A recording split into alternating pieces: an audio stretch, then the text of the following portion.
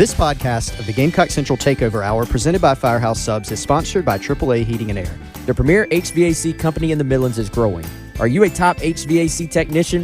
AAA Heating and Air is looking for dedicated applicants to fill their fast-growing service department with top-notch HVAC technicians. If you're the best, then they want you. If you're ready to stop working and start a career, you can earn up to $100,000 plus a year at AAA Heating and Air. Quality candidates will have at least 2 years experience and a good driving record. Benefits include top industry salaries, commission on service and unit sales, set call limits, company-provided take-home vehicle and gas card, company-provided cell phone and tablet, health, dental, and vision benefits, 401k retirement plan with company match, and scaled PTO based on length of service. Contact Roy and Dana Finley at 803-677-1500 or check out their job postings on Facebook or ZipRecruiter. AAA Air when you need us. AAA Heating and Air. It's Reaction Monday. Tell us all about it. Jump bowling caught at the 21-yard line. Xavier Legette with back-to-back catches, and he's got the Gamecocks inside the 25. Sponsored by Carolina Honda Powerhouse, your local Honda superstore for motorcycles, ATVs, side-by-sides, scooters, and generators. CarolinaHonda.com. Your home of the Gamecocks in the Midlands. 107.5 The Game. Also heard on the Grand Strand at 100.3 The Game. And in the PD at 100.5 The Game. And welcome in to the Gamecock Central Takeover Hour on this Reaction Monday, a victory Reaction Monday. Tyler, West, and Chris along with you. Guys, happy to say South Carolina finally in the win column, picking up the 47-21 victory over Furman Saturday night in Williams-Brice Stadium, and hopefully this can produce some positive momentum going forward. I think it was Steve Spurrier that used to talk about the added bonus and bump in morale that you get from emptying the bench. You know, that was the case for South Carolina on Saturday night. Probably just what the doctor ordered as far as that is concerned. We talked about that leading in, how you couldn't look past Furman, but really you wanted to ultimately, best case scenario, use this game as an opportunity to get a bunch of guys in there. That could be everything from, letting the freshmen get their feet wet, guys that you're going to need probably to make an impact at some point this season and certainly at some point in the future. Letting them go ahead and have that moment so that when they're called upon later, the moment's not too big for them. Or, in the case of some of these guys, it's about getting a walk-on there, letting them get on the field, whether it's a Ben Rollins catch, a Joseph Burns tackle, letting some of the guys who, frankly work just as hard as everybody else in a lot of cases but don't get the chance to show what they can do, letting them get out there, have a home game experience in front of their friends and family. I imagine you got a high energy level at practice this week because pretty much everybody who was healthy and available feels like they got to get on the field on Saturday night. That was a good catch by Ben Rollins, actually. Got a immediate hug from Shane Beamer, too. He come off the field. Thank you. Your work is done here. He very efficient performance, too, by him. Just come on, catch a pass, go have a seat. Shout out to Ben Rollins. No, it was – let's start here, though. First of all, you get a win. Let's not look past that. You don't become a statistic. Mm-hmm. You don't become, I think, the fourth SEC team since 2013 to lose a game to an FCS team. And that was, we were talking about that with TJ Sanders last hour, the Garnet Trust Hour. This is such a difficult schedule that, you play North Carolina first, you play Clemson last, you play your SEC schedule in between, and then you have Furman and Jacksonville State as your quote-unquote most winnable games. And Furman's a top 6 FCS team, who just beat somebody by like 30 last week. So certainly they, gave a little bit of an early scare.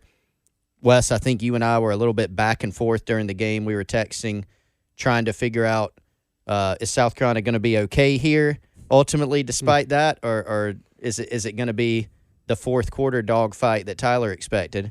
Just kidding, Tyler, but kind of. And, ultimately they were okay. The second half, it was a different football team, and I think getting that score, actually, Shane Beamer alluded to this, right before the end of the half, scoring again, I thought that was huge and propelled them to a comfortable second half. Well, I was going to say that through the early parts of the first half there, they were kind of matching scores with each other, and South Carolina looked to potentially be going to the locker room up by 6. But as you said, they get the ball back with only with under a minute to go before the half. They go down the field really quickly, boom, boom, boom, and then Spencer Rattler finds Omega Blake for that touchdown to put them up 27-14. And the route was on from there, and the one score that Furman did have in the second half was off of a short field after the Tanner Bailey fumble. So, that really kind of provided that separation that they needed, and the route was on from there, as I said. Yeah, I mean, it easily actually could have gone in tied at the half, but South Carolina had the really, really quick drive at the end, but the one right before that, I mean, that was a excellent, I would say, example of how to handle an end of half, end of game situation. Even with the fans getting a little anxious with them running the clock down on 4th and 1 or 2, they had a plan. The whole reason you run it down, in case you don't get it, you feel good about the fact, all right, if you get this first down, there's plenty of time to continue to move down the field. In case you don't get it, you run the clock all the way down to sort of limit Furman's options. But I thought that was really an excellent execution all the way around, offensively. Defensively, they get the ball back for their offense. The offense takes a shot. Some staffs probably would have just said, hey, let's just get to the half, regroup. They take the shot till they get. I think we saw, not that this will be the game plan for the entire year, but I think we saw what the game plan is going to have to be, at least for the foreseeable future. Put the ball on 7 shoulders. Get the ball out to these wide receivers in space when you can. Legette, bring Juice Wells along. Eddie Lewis with a good game. Luke Doty continues to show he can help.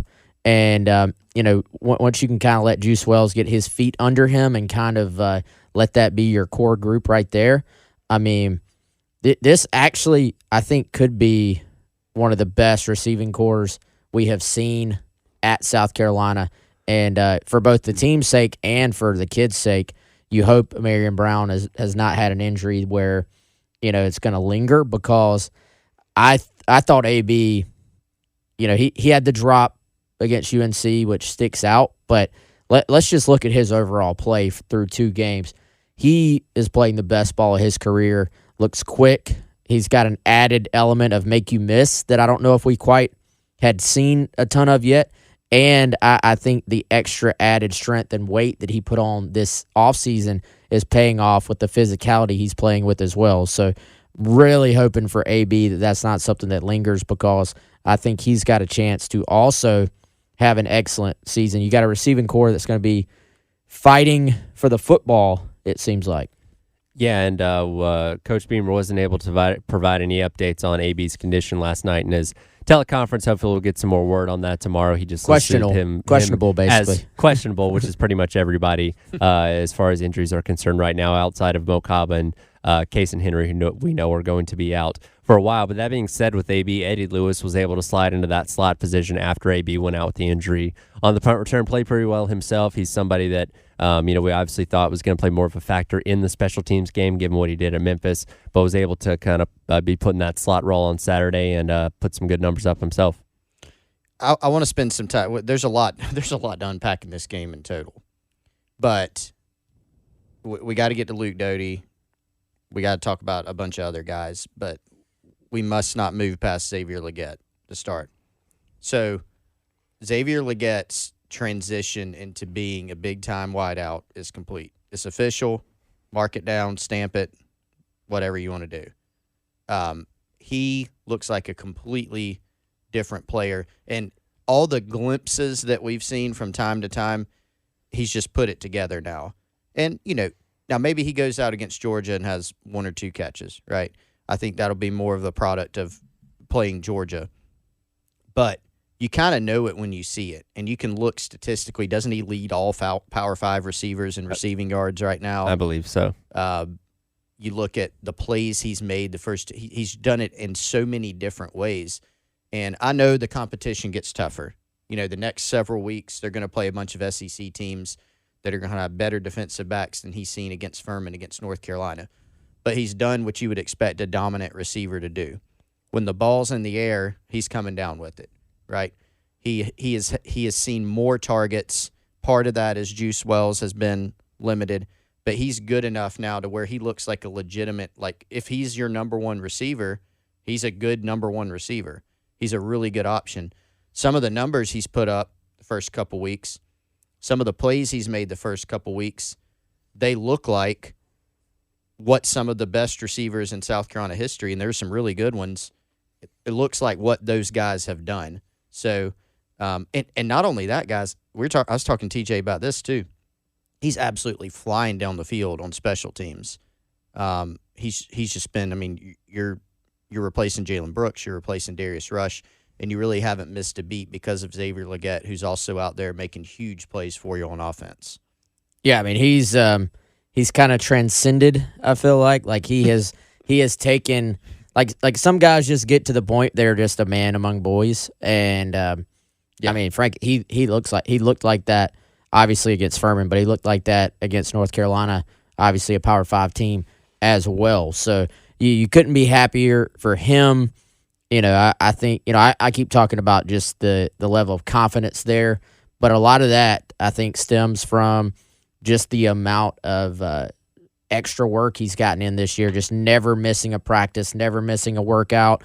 This was a guy, you know, I think early on in his career was always kind of a little bit dinged up, was dealing with some different things in practice, and now he's not missing days at all. Beamer told the story about how he was running, you know, 21 miles an hour against North Carolina, then he's running that fast on Tuesday practice as well. I mean, it's very, very impressive. Always been a tremendous athlete. That's never been in question.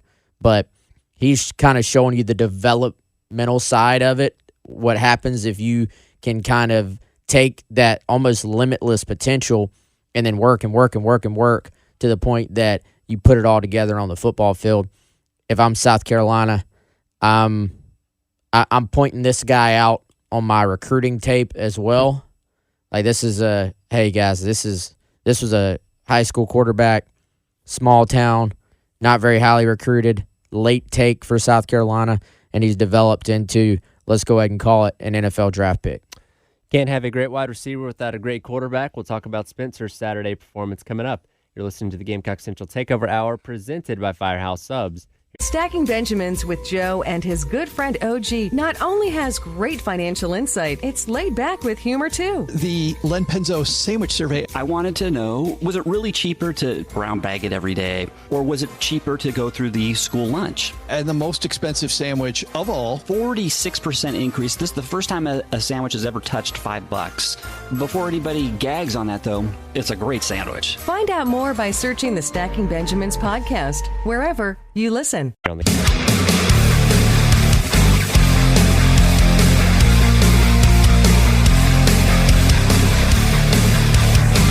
It's Reaction Monday. Sponsored by Carolina Honda Powerhouse. CarolinaHonda.com. Your home of the Gamecocks in the Midlands. 107.5 The Game. Also heard on the Grand Strand at 100.3 The Game. And in the PD at 100.5 The Game in Florence. Anytime, I told you last Sunday that we got us a quarterback, fellas. All right, and when you got a quarterback like we do, you got a chance to win every game you play. So when your quarterback goes 25 of 27, let me say that one more time. When your quarterback goes 25, listen up, 25 of 27 for 345 yards, you're going to get a game ball and you're going to win most of your games.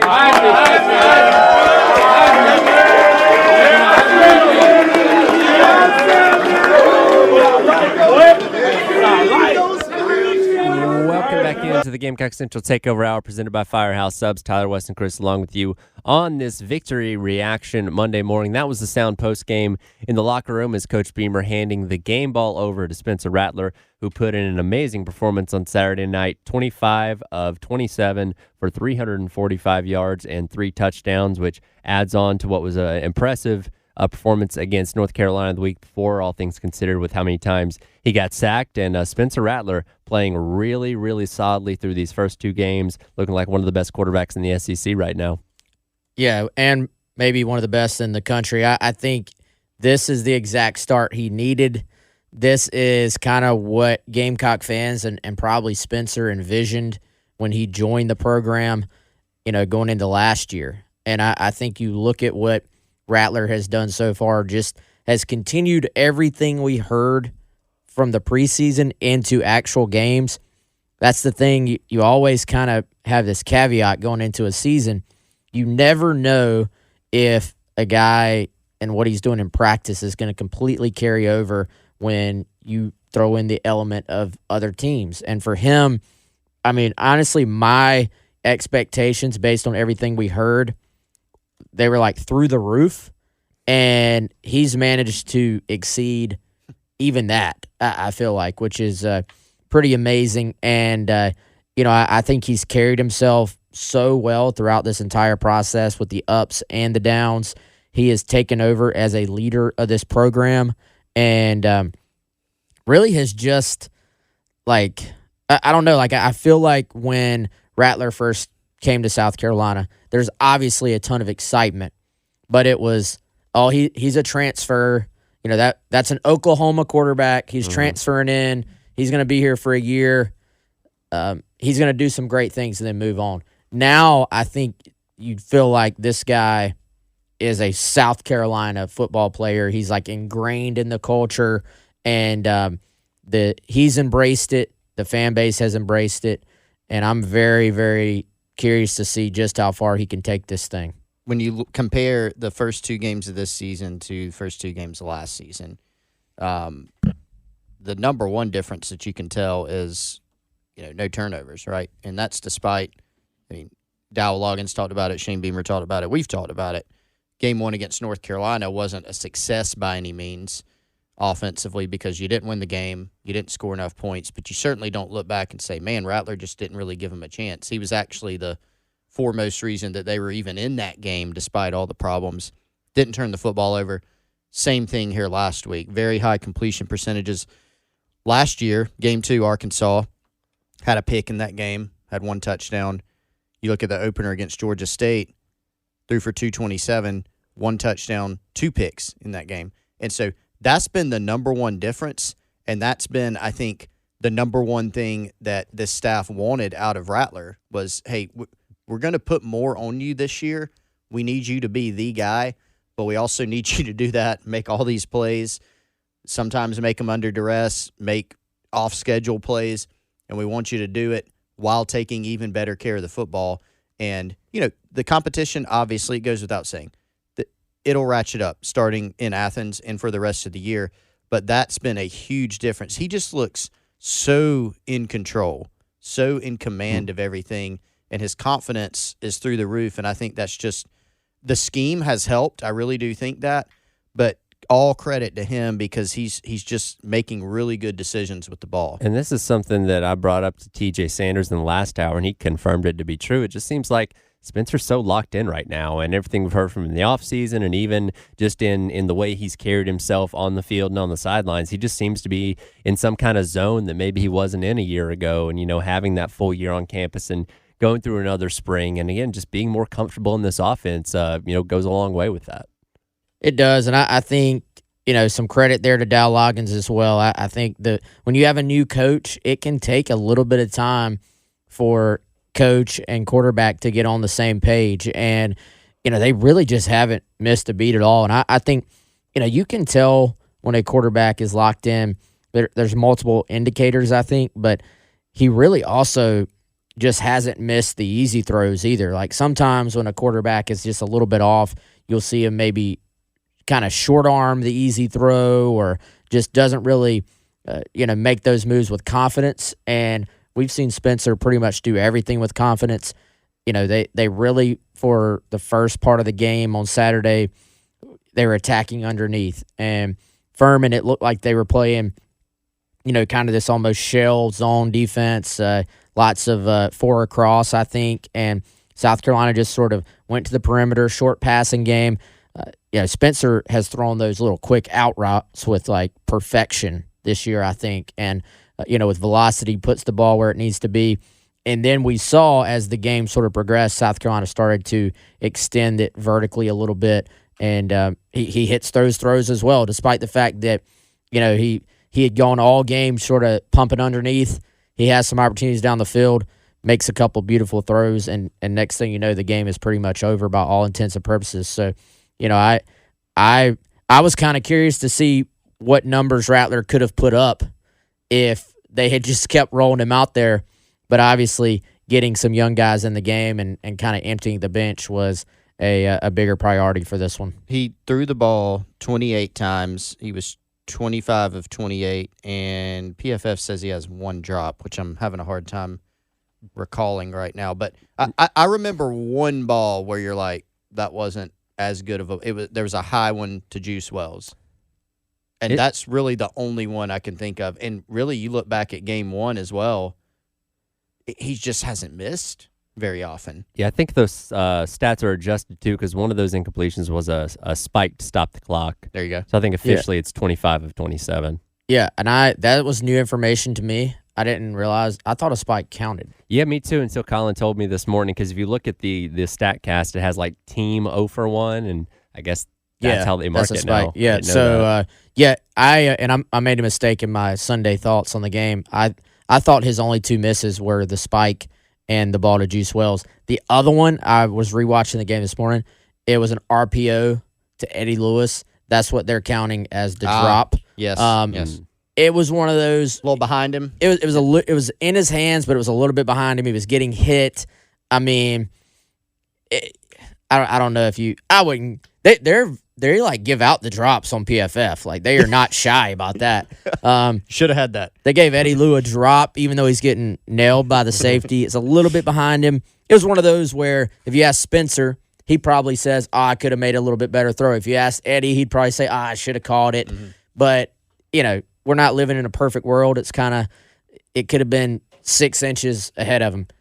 Either way, man, the quick decisions, the getting the ball out, I really feel like Dow Loggins has already got a really nice feel for what exactly Spencer does and does well and what he feels comfortable with. You know what I really like that I think we're going to see a lot of moving forward? When South Carolina goes empty, good things tend to happen because that a lot of times means you're motioning Joyner out into the flat. So then if they go man, a linebacker follows him out there. They seem to not get as much pressure because Spencer gets the ball out so quickly. And, I think Joyner, you see some questions about the running game. Joyner has done a really good job actually being a receiver out of the backfield this year. And Spencer has found him in good places, I think. So, when they go empty, when you add that in with the fact Spencer gets the ball out so quick, I think that should be something that could continue to be a strength for this offense moving forward. Absolutely. And another great performance for Spencer on Saturday night. But we also got a glimpse into the future of the quarterback position on Saturday as well. With that coming up, you're listening to the Gamecock Central Takeover Hour, presented by Firehouse Subs on the Game. Introducing Rich Valdez, America at Night, the podcast. Welcome to the conversation, familia. A perfect blend of news and entertainment, interviews and insights. Eye-opening, nothing very surprising, but definitely eye-opening. America's nighttime town hall whenever you want. What else could it possibly mean? Rich Valdez, America at Night. Let's get to the meat and potatoes of it. Follow the podcast wherever you listen.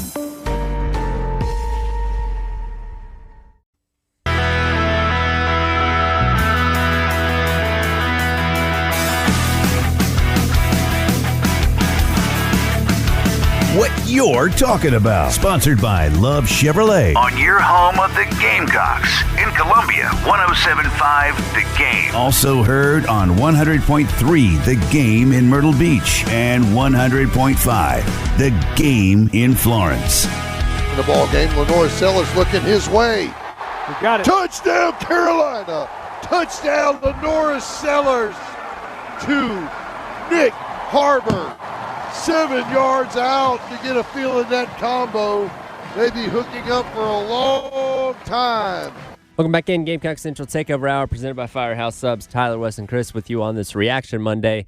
That was the call on the Gamecocks radio network on Saturday as Lenora Sellers finds the end zone for the second time on Saturday night, this time to Nick Harbor, somebody else that Gamecock fans have been very, very excited to finally get out there on the field and see. And guys, as Todd just mentioned there, a little bit of a glimpse into the future of the Gamecocks program on Saturday night. Yeah, not just with those two guys. I mean, if you're a recruiting fan, if you're a roster management person, if you like following this stuff, you were very happy on Saturday because you got your full preview of what that might look like. I've said it for a while, and I think we sort of are continuing to see it confirmed. I think that 2023 class, the group that is true freshmen right now, combined with the 2024 class, which will be the freshmen next year, I think you're seeing the core of Shane Beamer's future program. It always seems like, I know, Chris, in theory, in a perfect world, you want every single class to kind of be contributing, but it seems like early on in a coach's tenure, there's always a class or two that just kind of takes over as being like the bulk of the core group of a program. And I mean, I just think they've got hit, for people who aren't in the whole recruiting thing, hit is just like, hey, we hit on that evaluation. I think they've got hit after hit after hit in this recruiting class. On paper, you already look at 2024. I mean, at the very least, you'd be absolutely shocked if guys like Josiah Thompson, Cam Pringle, Wendell Gregory, I mean, they're all pretty much sure things that they're going to contribute to this program. So I think you look at those two classes and say, we're seeing the future core of South Carolina. But, dude, we could do a whole show on the true freshmen that we got to see on Saturday. But obviously, Lenoris kind of, I would say, had people buzzing even more so than everybody else. Well, and some people have said they've kind of poured water on it, wet blanket. Oh, it was Furman. It was late in the game. No. When you see talent, this is still college football. It is a big jump from high school to even a really good FCS team. And these guys look the part, a lot of them. Shane Beamer's mentioned, Wes, that, hey, we really feel like the 2023 class was a hit. Like, there aren't any guys that we signed where you're just going, I'm not sure. And there are typically some guys in almost every class at almost every school where you're going to have a couple where you're like, I'm not really sure about this guy. They seem to really feel good about pretty much everybody, and we saw a bunch of them on Saturday night. It starts with Sellers, Wes, but, I mean, I think you just look. You can go positionally, and obviously no offense to anybody. There's a lot of great players on this roster that are upperclassmen too. A lot of really experienced, really solid players. But there are some spots where the most talented, that doesn't mean the most productive right now, but the most talented player at a given position is a freshman, right? Like Spencer Rattler is uber talented, but man, Lenoris is also uber talented, like a generational type of talent if he continues developing.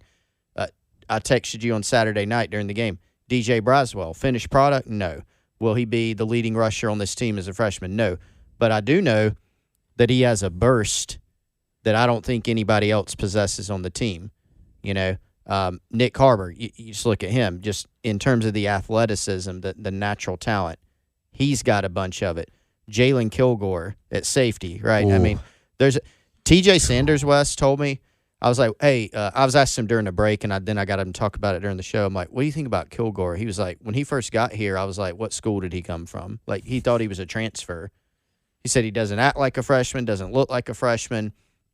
I mean, that guy's a hit, right? So, and you can get Pup Howard the way he looks, I mean, you could go on, and nobody wants to hear, wait till these guys develop because this is college football. It's a win-now type thing.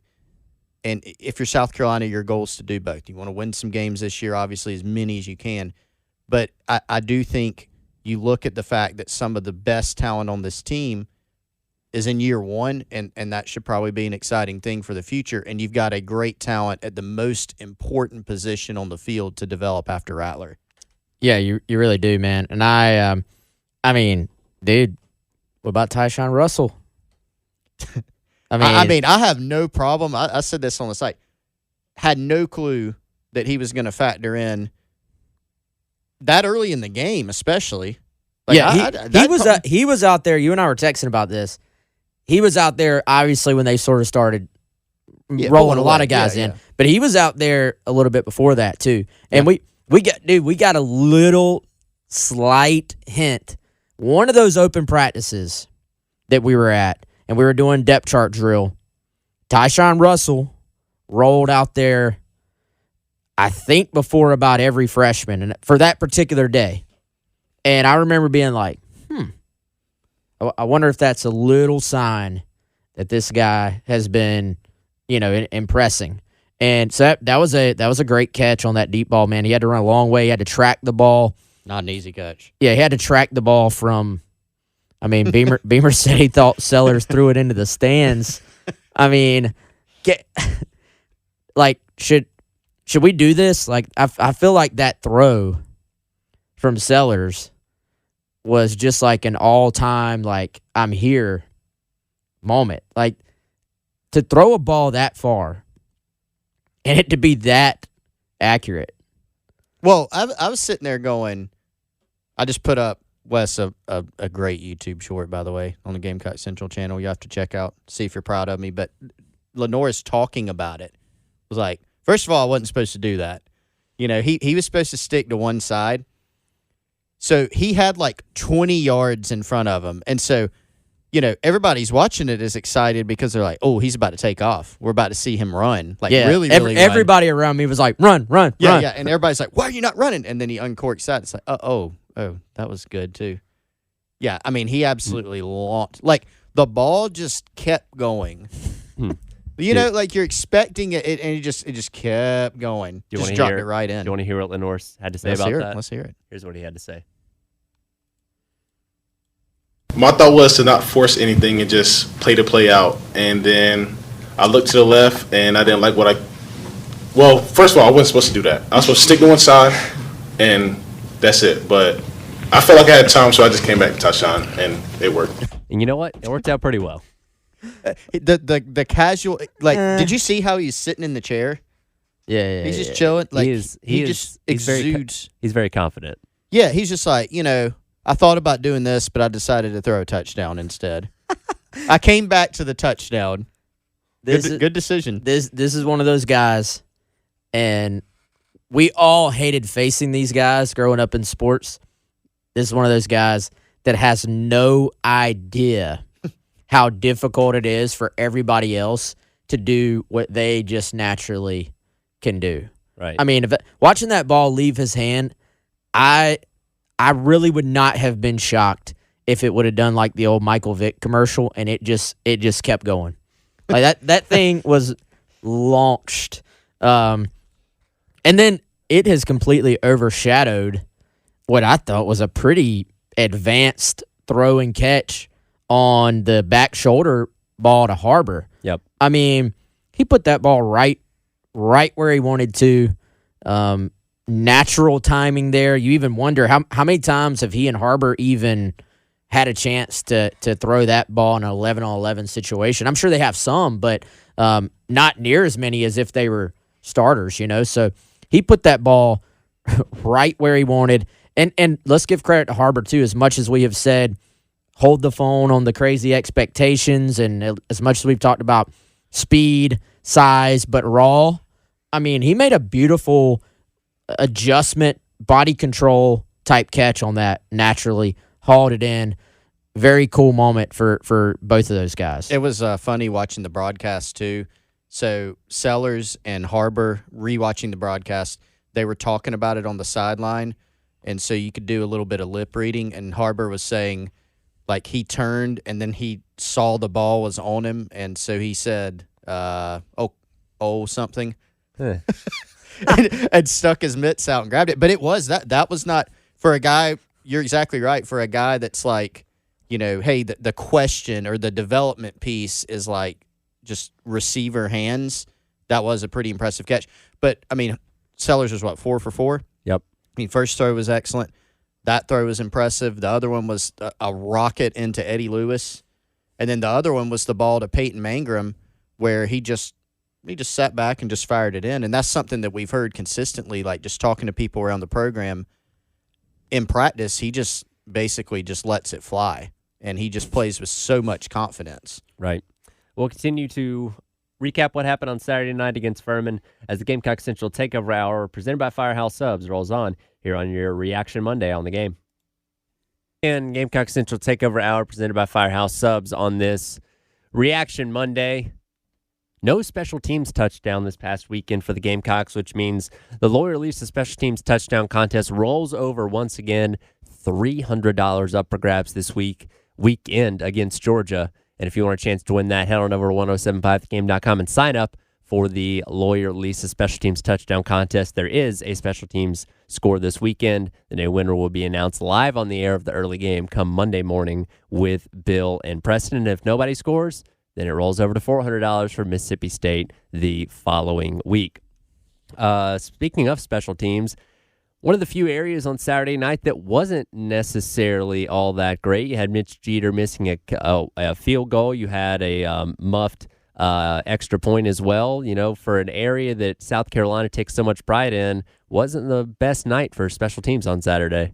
Yeah, Beamer clearly not happy with the execution there. And, you know, I think it's worth pointing out, as impressive and sort of flashy as South Carolina special teams have been for the better part of these 2 seasons, with the big plays, the like trick plays, the momentum changing plays, they really pride themselves on the sort of more mundane like execution and handling all the little things. And that's something that, you know, I think Pete Limbo and Shane Beamer both pride themselves on, having those groups ready.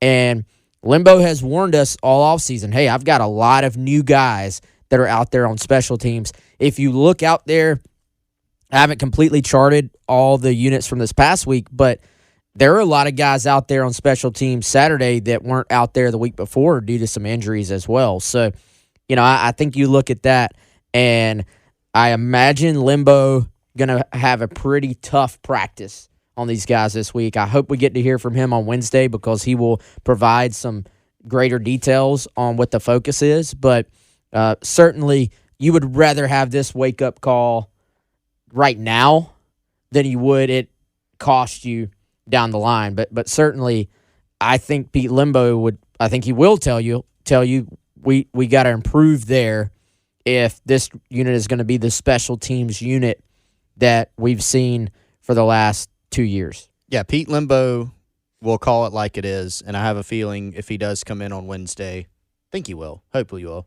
It'll be entertaining, as usual, but he will definitely, I think, point out some things that he's not very happy with. And those will be the noticeable things, guys, that we saw, the kind of the gaffes that we saw. I mean, not going to hammer Mitch Jeter for missing a 50-yard field goal and that he, by inches.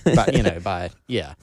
You're not going to do that, but, you know, the operation issues. And I think one thing we're going to hear more from him on is something that he talked about after the UNC game, the kick return game. I think they're probably still, if I had to guess, not too happy with that. I think he will praise Xavier Legette. He'll hop on that train as well. Everybody's on that one right now. Look, Legette, he was great as a receiver, but 2 of the punts that he covered, I texted Wes. I texted you after one of them. There was one he was absolutely flying. I mean, both of them. But there was one he was absolutely flying down the field. He forced a guy to the sideline, got him out, short return, and then obviously the one that he pinned down deep in Furman territory. And I was talking to TJ Sanders about it last hour, and he kind of said exactly what Beamer did. Like, he just doesn't seem to get tired or winded. TJ was like, there was a time in the game where he was, like, kind of limping a little, like it looked like he maybe, like, hurt himself a little bit, and he went right back out there, covered a punt, and ran at that speed. So he's just a different type of athlete, and he's making a huge impact, not just as a receiver, but on special teams.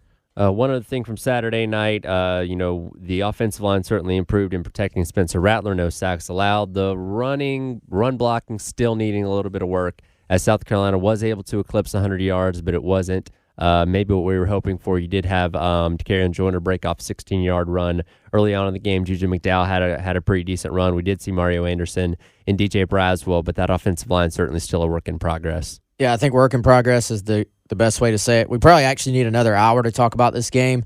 Well, hey, we got a whole week. Yeah, so Kilgore, back to what Chris said earlier, Kilgore not playing like a freshman. I want to knock out a couple of things I want to hit on before we leave. Kilgore not playing like a freshman. Debo Williams also has taken another step as a player. He's had a great 2 weeks. Running game, offensive line, still work in progress. I think they're going to have to continue to use quick passes as an extension of their running game. I think that's what this offense is going to be until they can bring the young guys along. I think Tree and Tro, probably the future on this offensive line as the year progresses.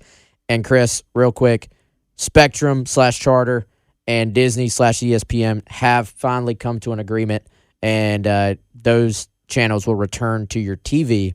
It was just announced, I believe Wall Street Journal the first to report that. So some good news there as well. Totally co-sign on the offensive line. I mean, that's another spot where you go, hey, most talent, where is it? I think you look at the tackle position. I mean, Tree Babalade, he does not look like a freshman. Now, are there times where he's going to play like one still? Sure, right? Tro Ball does not look like a freshman. Big physical kid, both of them. I was a little bit surprised that maybe we didn't see a bigger difference in the starting offensive line when they rolled out, but they got those guys in early. I think, third series. We saw those guys rotate in. Jatavia Shivers getting some time. Marquis Anderson will probably be available this week, so he is very probable. Extremely probable, and non-questionable going into the game. So will we see him get in there? Tro and Tree are ones, and maybe Marquis as well, if he is indeed healthy and stays healthy. Those three guys could factor in really the entire rest of the season. And I think the two that did play, Tree and Tro Ball, I think they showed some good things in game one. And just an excellent name for the duo. Like Tree and Tro, that just rolls off the tongue. That never hurts either, right? Yeah, it's fantastic. So, again, I mean, we talked about the youth movement going into this game. I was really glad that we got to actually just get a look at so many different guys. Some expected, some unexpected. Tyshawn Russell, not as expected. Yeah. Man, Tro's got a little mean streak to him. He was blocking this dude straight up into the student section, looking like the blind side out there. So that's a guy to keep watching, I think, man. And then I'm excited to get a look at Marquis here soon, too. Absolutely. That'll do it for today's edition of the Gamecock Central Takeover Hour. Presented by Firehouse Subs. Coming up next, it's myself and Colin Taylor with the halftime show going from noon until 3 on this Reaction Monday as we celebrate South Carolina's victory over Furman right here on The Game. Former Navy SEAL Sean Ryan shares real stories from real people from all walks of life on The Sean Ryan Show. Guest Brandon Fugel. Now, Skinwalker Ranch is the most Googled location in the entire world. For whatever reason, we're seeing the highest level of UFO sightings and paranormal activity. And this has been going on for decades, if not millennia. And we're finally bringing it to the public's attention. The Sean Ryan Show on YouTube or wherever you listen.